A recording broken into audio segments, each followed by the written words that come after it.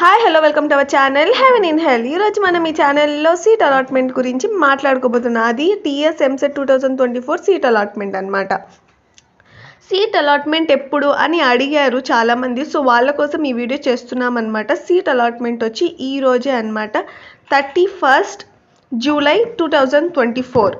అంటే ఈరోజే మనకు సీట్ అలాట్మెంట్ అనేది రిలీజ్ చేస్తున్నారు గవర్నమెంట్. సో గుడ్ న్యూస్ ఏంటి అంటే, మీకు నో సెల్ఫ్ రిపోర్టింగ్ అనమాట.